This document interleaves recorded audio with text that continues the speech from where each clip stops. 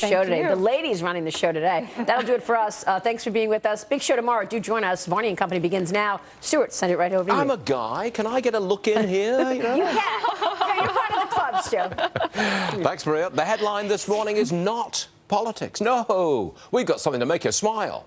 There will be another solid stock market rally 29 minutes from now. Yeah, yeah, trumpets. Good morning, everybody. Look, the world's on fire, the economy's slowing, profits are down, but the Dow Industrial Average is on a roll, only a few hundred points from an all-time high. Thanks, Janet Yellen. What a terrific stock market booster she really is. All right, now to politics. The Republicans are totally split. All three candidates thinking twice about their pledge to support the nominee, no matter who it is. They're thinking again about that. And Donald Trump stands by his campaign manager. He says, watch the tape of the battery incident. And we will ask, was that really battery? The sensitivity industry rolls on. A black woman objects to a white man in dreadlocks. Cultural appropriation. There you go. Ouch. Varney and Company is about to begin.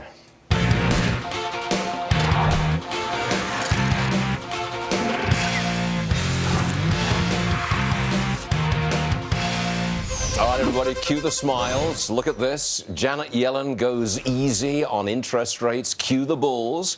We will open at a new high for the calendar year. What's going on? Liz Peek, columnist with Fiscal Times, is right here. Look, I can pour out endless negatives. The world's on fire, the global economy is down, profits are down, etc., and we're at close to 18,000. How do you explain this? Because investors do not want to change a winning game. For several years now, the game has been follow the Fed. The Fed isn't going to raise interest rates. The stock market will do well. And by the way, a lot of Janet Yellen's comments at the Economics Club yesterday had to do with international risks. So what does that mean? China is slowing, 6 months in a row of down manufacturing numbers out of China, all kinds of problems internationally. So that just means more money is coming to the United States and looking for safe harbor. So the stock market right now is benefiting from the Fed, yes, and it was really a reaffirmation yesterday of her earlier announcement that she wasn't going to be as draconian about rate increases, but also we look like the best game in town. We're the best game in town. That's right. But it's not that good, is it? Because we can't handle a 0.25% rate hike. Well, I mean, at some point you have to say, wow, the Fed doesn't think we're that strong enough. That's so the downside of her message. But the bottom line this morning is we're going to open up about 100 points, and it's because of Janet Yellen, and it's because she says go easy on the interest rate increases. And that's what it's all about at this time. Long live Janet Yellen. We hate the Fed, but we love them when they, well, we don't navel gaze on the Fed anyway. All right, let's stay there. I got a lot more for you. Politics, please. Yeah, we got to do it. Trump campaign manager Corey Lewandowski charged with simple battery. He grabbed a female reporter during a rally earlier this month. You're looking at the video. Anti-Trump Republicans have called for Lewandowski's firing or suspension. Donald Trump, though, standing by his guy. Roll tape. She's grabbing my arm. She's not supposed to. She broke through Secret Service. You see me trying to push her hand off my arm. She's got a pen in her arm, which she's not supposed to have. And it shows that she's a very aggressive person who is grabbing at me and touching me. Maybe I should file charges against her. They want me to destroy a man's life. And the other two candidates, Kasich and Cruz, said, oh, he should be fired. Fired for what? Okay, here with me now, Arizona State Treasurer Jeff DeWitt. He is the guy who is for Trump in Arizona. You run his campaign in Arizona. Jeff, I got to question this concept of battery. I understand it's a legal word and it's applicable in this instance. But when I say the word battery, I mean something completely different, not what happened with that reporter and Donald Trump. Right, and it's a very harsh sounding word, but from my understanding and the way Florida applies it, it's touching someone who doesn't want to be touched is kind of how it was used in the police report. I read through the police report, and it was basically she was touched when she didn't want to be touched. But at the same time, if you approach a leading presidential candidate who has Secret Service protection, and you touch that person, you go through the Secret Service agents and touch that person with something in your hand, I would think that a reasonable person would expect to be touched at a certain point. Are you questioning the credibility of the reporter? Well, there are a lot of people questioning that credibility. If you look back to a few years ago, apparently she made a claim against the NYPD when she was a reporter covering the Occupy Wall Street movement.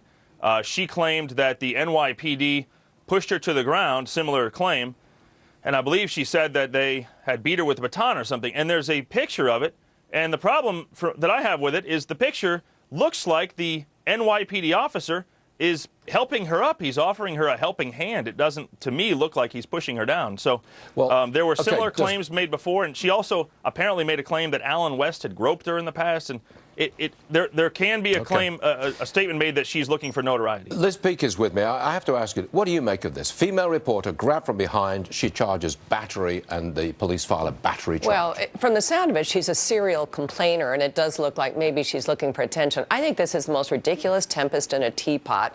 And were it not for the fact that everyone is out to clobber Donald Trump for violence-related issues in his campaign, I just don't think this would have gone anywhere. And it could have been solved in 30 seconds if, in fact, Lewandowski had made an apology to her the day after the thing happened. I mean, this is just, I just think it's kind of overblown and ridiculous. Well, the and anti-Trump people have jumped all over it. Absolutely. Big time on this. And the bottom line, as of this morning, is that the GOP is split. It is divided. It is. There is no hint of unifying the party.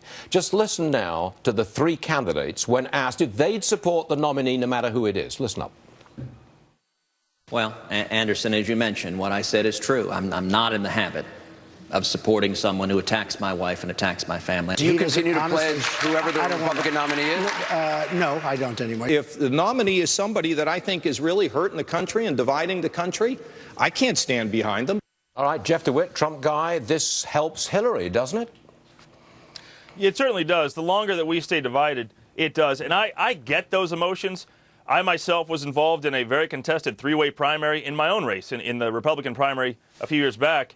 And I get that candidates can get really, some hurt feelings, but it is time to rally around. Those other two gentlemen and I are good friends now, and we need that to happen in this race. The longer that it goes on, the better it is for the Democrats. The only saving grace we have is that the Democrats have their own hotly contested primary right now, and that is helping us. And so whoever resolves their issues first, I think, is going to have the lead going into the fall. Liz, your comment?